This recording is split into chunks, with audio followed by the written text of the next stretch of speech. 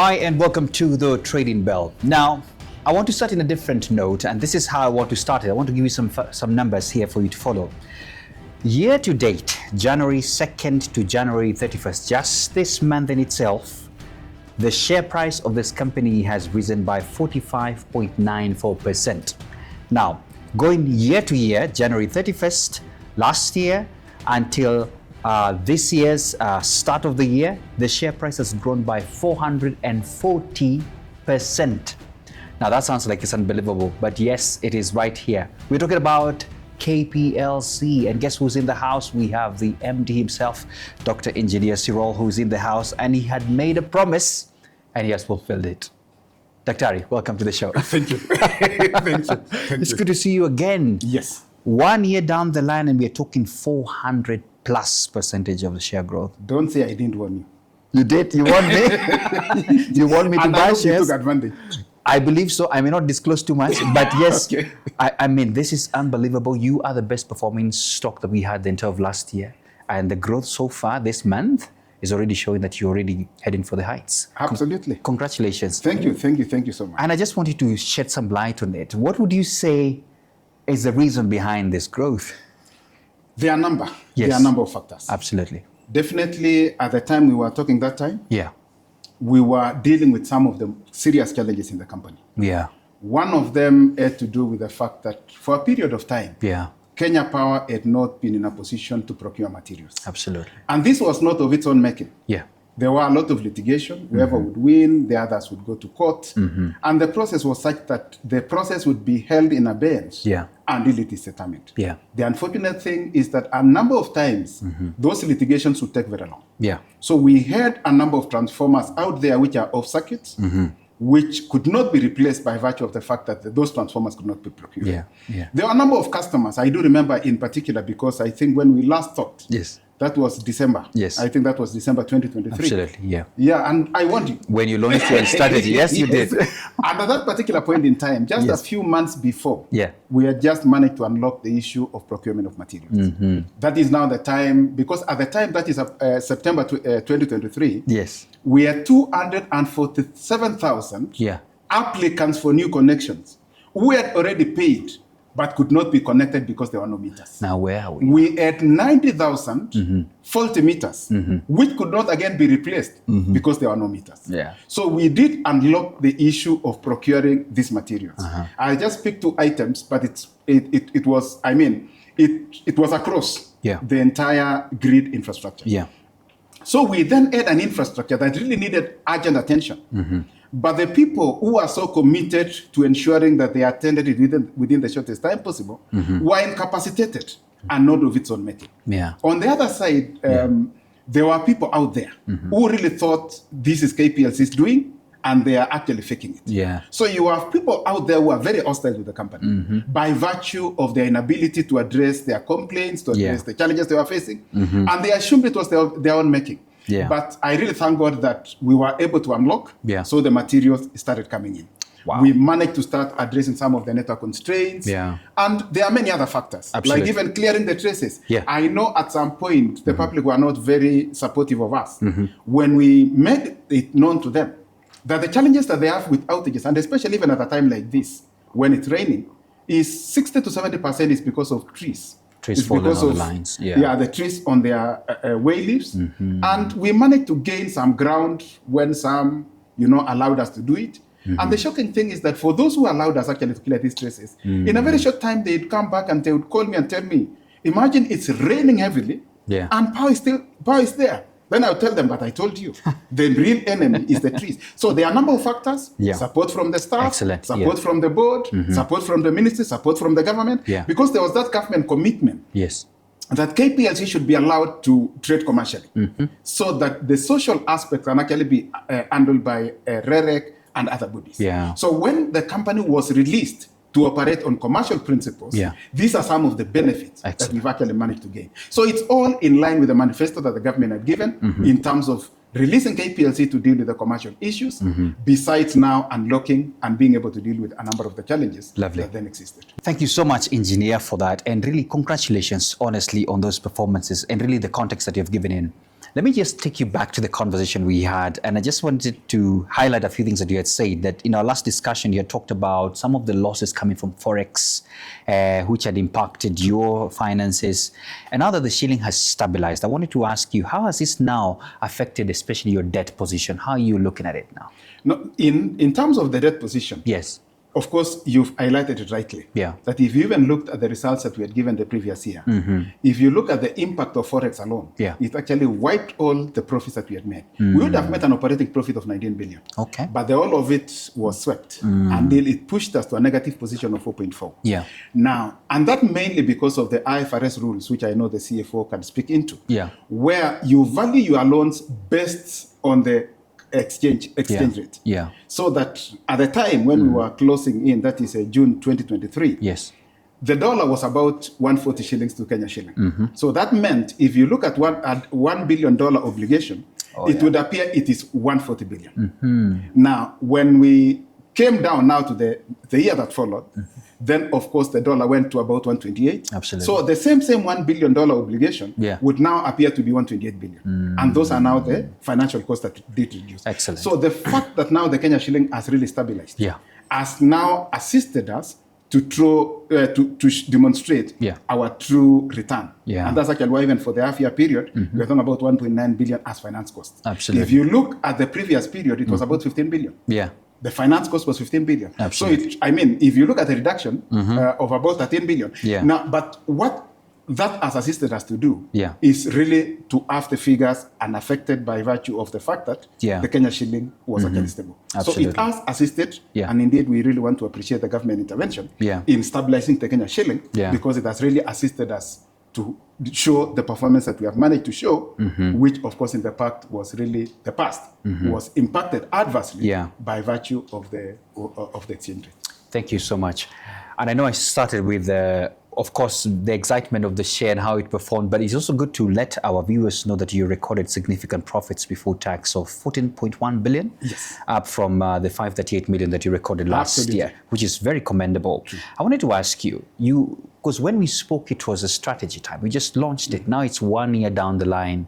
What would be your comment on how the strategy is working? Are you so far happy? I believe you might go ahead. We can say it's working. It's working. I love that. The results speak for it. Absolutely. Yes. Let me go to the electricity sales and reliability and efficiency. And I know you have touched on it where you have promised people that, listen, some of these things are teething things that you have been working on. And I wanted to ask you, when I look at the sales, they increased by 5%, just looking by your numbers, driven by the better network. You also talked about reliability and faster outage solutions and resolutions. So what initiatives have been implemented to improve operational efficiency from your end? There are definitely a number of interventions. Yes. I did mention some of the revamping that we did on the network. Absolutely. To really reduce even the aspect of the failures. There is the issue of, at the metering end, we started moving. I think you will still recall that part of our key issues in our strategy was digital transformation. Yes. Where we smarter for better. I think you would recall that. I remember that. And the main issue here is that we are moving more and more to smarter and digital technologies. So that whereas currently we still have a small segment, we are moving to smart meter regime. What we mean by smart meter, maybe for the sake of our listeners, if you look at postpaid meters, you would always need a meter reader to walk to somebody's premise, move to where that meter is, maybe to approximately 1 meter. So they'll be knocking on doors to be allowed when it comes to the time for the cycle for them to read. Now, that depends too much on manual intervention. Absolutely. There were instances where people would knock on doors, the people are not there, so they would use estimates. And again, you would get customer complaints that possibly they overestimated one period. They would be saying, I paid this much, and now it's higher. And mainly it was driven by factors such as the ones I've mentioned, where people knock doors, they are unable to get in, so estimates are used. Now, when we go for smart meters, what that the way it works is that nobody has to go nowhere. Nobody. I think I spoke in a slang sort of. That's a good one. The whole issue is, without any movement, we are able to know the consumption from the office. And at the appropriate time, you will receive your bill. You'll be given the usual period for you to pay. At that particular point, the system will check whether you've paid up Yeah. If you've not, then something happens. Yes. Without, again, any manual intervention. Absolutely. Yes. I love this. And I also have to remind you, you made a promise that the backlog to customer connections and meter shortages as well, you would address. I know you have touched on it, but what is the position now? Has that been cleared off? We managed to clear the entire backlog. I think you recall I said 247,000 new connections, 90,000 faulty meters. That's about 300 and that something. Yeah. But even during that period, there were still new applicants. But by March last year, we were able to clear most of the pending connections. Of course, there are those connections at times delayed because someone has applied, but his house is not in a state where you can actually make that connection. So there are a number of factors. But for those who are ready, we were actually able to clear them by March last year. Okay. Yeah. On your revenue diversification, last we talked, I think there was a lot of comments on some of your diversifications like fiber and all that. And just what, first of all, before you comment on that, to ask you, because looking at your numbers, you have increased renewable energy, for example, purchases. And I wanted to know how does, or what role does renewable energy play in your long-term strategy? Because we're talking sustainability and renewable energy. Yeah. In Kenya, we are really privileged to have a lot of resources in terms of renewable energy. You're right. In fact, if you even look at our energy mix at the moment, we are at 93%. Yeah. But yes, that is on average. But there are times when we even dispatch close to 100% renewable. There are instances, of course, depending on the number of parameters. So going forward, I think if you were to look at what is called, it's a public document, List Cost Power Development Plan, you would actually be able to see there are a number of renewable plants which are going to be coming down the line. And we have a lot of, if you talk about geothermal, which is really the largest of our renewable resources, we have a lot of resources in a place called Paka, Silale, that is parts of Baringo towards Pokot. There are a lot of, I think to the tune of possibly 5 times our peak demand. So that is to say, even if we are just to develop the geothermal resources in that place, you'd actually be able not only to meet our demand, but maybe also to export to our neighbors. There are, of course, things like solar and wind, where they are renewable, but they are not very good as base loads. So, but the strategy that is embedded in the List Cost Power Development Plan is to ensure that they come with battery storage, to ensure that the power they supply is fairly constant, which is really what the grid requires. Lovely. Still on the same thing on matters, living sustainably and helping people. I mean, and even economies move sustainably. There's a point you had mentioned about electric vehicles, the EVs, charging infrastructure, and I also wanted to combine it with the fact that you had also mentioned about the fiber business. Are they still part of your plans? They are still part of our plan. And maybe what I failed to mention when you talk about green is that any of the thermal power plants that reach their end of life, we don't normally extend. So that means it's just a question of time before they all reach their end of life. And of course, what is going to be replacing them would be renewable resources. That's lovely. In terms of the e-vehicles and e-cooking, I think I remember mentioning somewhere as well. that 20 shillings is enough to actually cook ideri. I think there was somebody who went ahead and actually confirmed that was indeed, can work. that was indeed the case. So those are some of the drivers that we are really pushing, not only for the sake of revenue, but for the sake of sustainability. You want people to live longer. You don't want them to continue using firewood, smoke, and all that. We really love our citizens, and we want them to live long. So that is actually why we are really pushing initiatives like e-cooking. And also we are also moving forward with the e-vehicles. And we are putting a lot of charging stations across the country. The one in Stima Plaza, we still provide that energy for free. Yeah, we do. I think to date we've never charged anybody. And there are some who have really been consistent, coming to charge their vehicles and proceed. This is really part of our demonstration of our commitment to... Lovely. Lovely.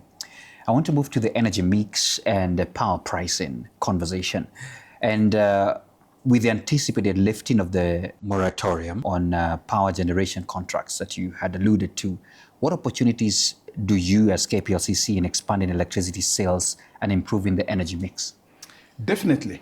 Like in a situation where this moratorium has been imposed, whenever we just have a minor challenge, maybe one plant is out or one key infrastructure transmission line is out, what that often has led to is load shedding. Yeah. What we call it load shedding on our side. Yeah. The common management will call it rationing. Yes. So there have been a number of, especially, and I think the worst affected normally is South Nyanza areas, where there's been a number of, whenever there's any little thing that happens, then that is rationing. Okay. Now, what does that mean? Yes. It means that the power they would have consumed, they did not consume. They did not, yes. So those are lost cells. So by lifting the moratorium, yeah, we are not only going to be dealing with generation, but also the associated transmission lines that go with that generation. And in so doing, then the constraints within the grid are going to be alleviated, and that would actually mean that we're able to sell more. But maybe just mentioning on the same. Yes. I don't know if the public may have noticed this, but if you are to compare the tariff that they were using, or rather to pay per unit, yes, in 2023 when it was first approved, and right now, it has actually been coming down year by year. And I think the total reduction right now could be in the order of almost 1.5 shillings. Year by year, it has actually been coming down. So that when you even look at our results, you would notice that our sales were higher. Yeah. We sold more gigawatt hours, which ideally should have resulted in higher revenue. But in terms of the electricity revenue, it actually became lower. And the reason why it went lower was the fact that the base tariff has actually been coming down year after year.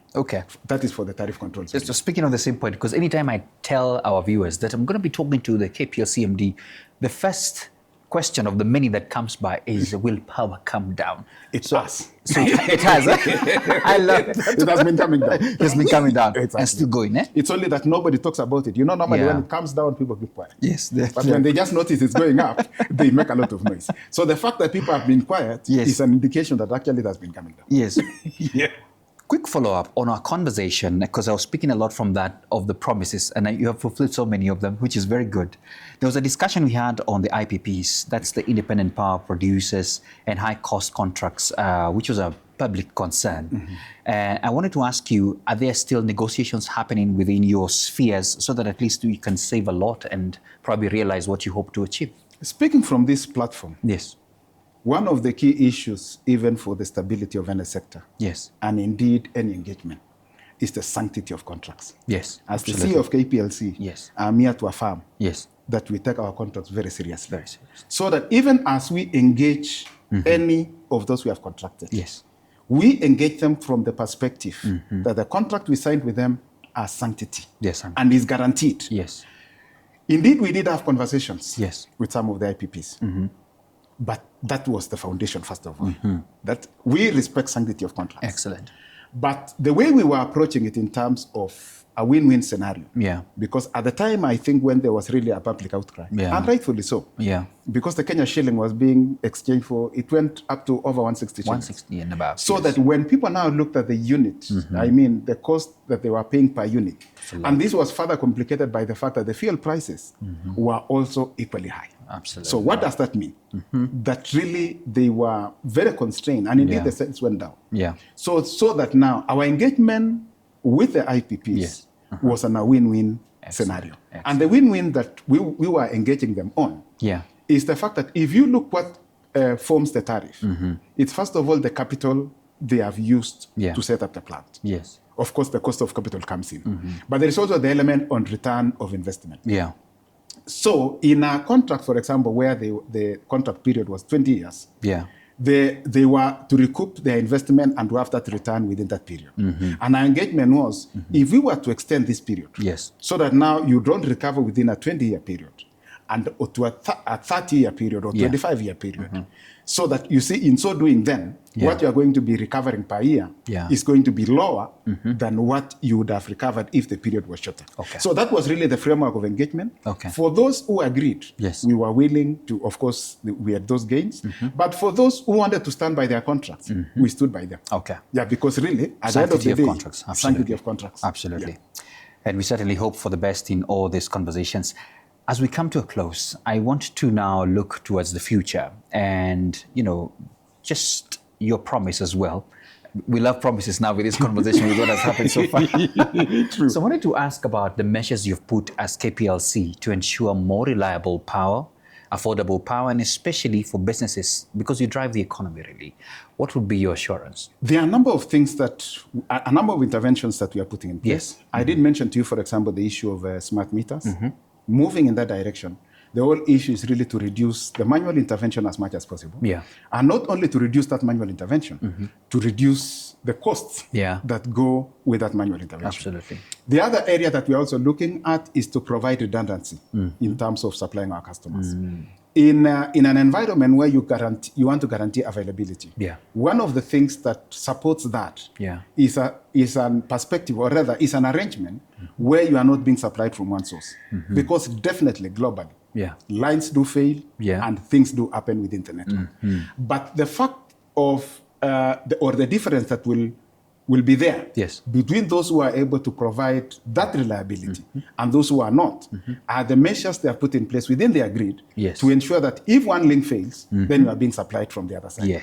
Now, one of the ways that you can do that, of course, is by providing redundancy within the links, because in our country, I think most of our lines are radio. What we mean by radio is like it's a line. So all the customers are on that line. If you collapse that line from the source, all the customers are affected. But in an environment where you want to provide very high reliability, you provide it in a ring manner. So that this side fails, you can be supplied from the alternate ring. And again, to support that is what is called an advanced distribution management system, where again, you don't even require, because there are places where, yes, that can happen, but you'll need to send somebody to go and switch from being supplied from one side, and now they are supplied from the other one. So predominantly, we are going to be creating rings and also implementing advanced distribution management systems to ensure that our customers are not fed, especially the premium customers and those in the urban areas where the reliance on electricity is really very high. So that is our target. We want to revamp the grid and ensure that the aging part of the grid is revamped. And then the places which have gaps, we deal with it. The transmission lines that need to be completed, we can work with our partners to ensure all this is completed so that we can provide reliable power to all our customers. Excellent, excellent. Part 2 of the future outlook as well, and I love this. But you've spoken about partnerships as well. Are you talking about also looking at your neighboring countries and see how you can ensure your circular way of supply is happening? In fact, talking about that, that's a very interesting.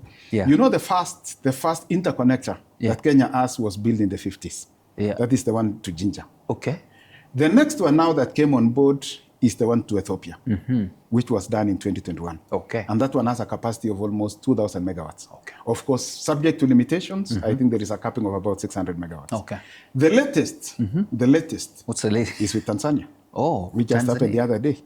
Yes. So we are now interlinked with those countries. And those interlinkages also can speak to our future in terms of being able to assist one another. You may have plenty at one point, and you can assist your neighbors. Your neighbors can have plenty, and you can also be assisted from them. But even what is more important really is that looking to the future, we have what is called the East African Power Pool. The East African Power Pool is a combination of about 13 countries, or 13 utilities, spanning from Egypt, coming all the way to Libya, Sudan, all the way to Rwanda, Burundi, DRC. This is going to be one trading area. This is to mimic what you have in South Africa, which is called the South African Power Pool. And the regime that we are looking to the future is where we have energy auctions. The same way you are auctioning. Almost mimicking the same. You can also have an energy exchange where now someone says, I have this amount of power, I'm willing to sell at this much. And the lowest. That's lovely. The carries the deal. That's the future. This other one is the lowest. True. I love this. True. What are your opportunities or risks? Because I know your seat is always hot, always thinking about ahead. What are you seeing as opportunities you could tap into more, or some of the risks probably that you've seen you need to be thinking about? The biggest risk is what you mentioned before, in terms of the moratorium.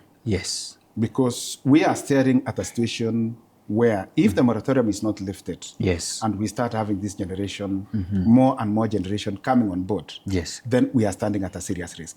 But the risk does not manifest this year. Though, like I mentioned before, we have had occasions where we ration, because when there is just a minor thing, then it leads directly because we don't have a reserve margin. But if that is not that does not happen, so that we get these new plants coming on board, then that is going to be affected the most about 2 years. Because look here that from the time it is lifted and you start developing a plant, it will take you 2 years before it starts generating. So that is to say, if it's not done now, the real impact is going to be felt not right now, but in a year or in 2 years' time. So that is one of the risks. The other risk, of course, is the need really to deal with the network. And one of them is, of course, revamping. The other one is vandalism. And we really want to rally our customers. And each well-meaning Kenyan. We assist ourselves in this battle of dealing with vandalism.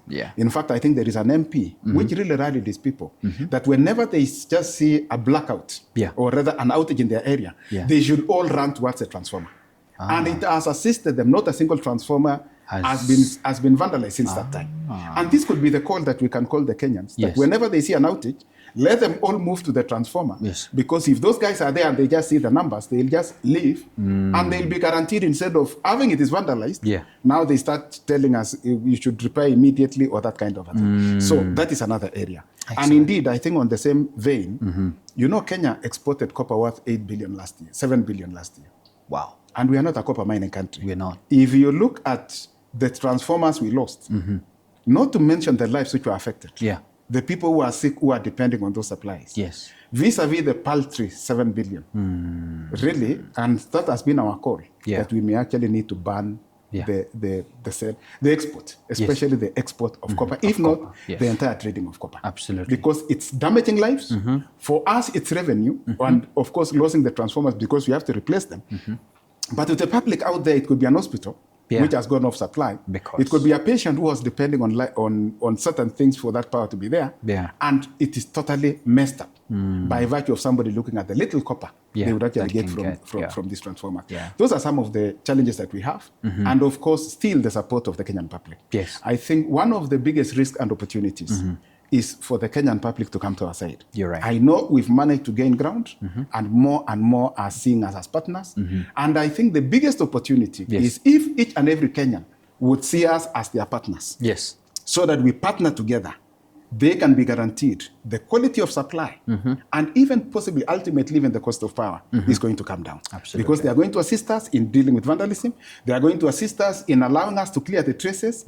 Because the moment you don't clear, like even I think I was dealing with a case the other day, a tree within Nairobi collapses and it damages our life, and it takes us a day or so now to deal with that. But if they had just allowed us to remove that tree which was close to the trace, they would not have been inconvenienced. The way it was, the food which they lost, and even that inconvenience of not having power for 1 or so days. Absolutely. So I think that cooperation, and indeed of the media and of all well-meaning Kenyans, is really going to assist us in ensuring the reliability, the cost, and all parameters that have to deal with power.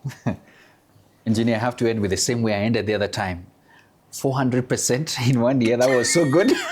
What's your promise to shareholders?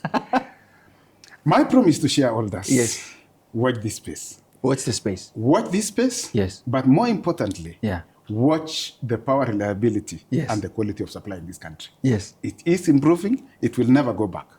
They should not fear that the share price will never come down. They should, because if you really look at our share price, even if it was, I don't know what it is today, but if it's even around 7 shillings, with 2 billion shares, that is only 14 billion. And yet, our profit for half year before tax is 14 billion. And our shares, in terms of our asset value, is 385 billion. Wow. Something is not right. And you know it. I know. So they better stay put. Absolutely. Absolutely. Thank you so much. Thank you so much, Engineer. Always an honor. By the way, I have a gift for you because of how you've done it. So I want to put this on you. Wonderful. Just to induct you into the Hall of Fame. Excellent. Now that you are performing this way, best performing stock for the last whole year, 400%. We have not seen this before. Thank you. It will continue happening. There you go. There you go. Asante sana. Asante sana. Okay. I leave you now with the markets. Thank you so much.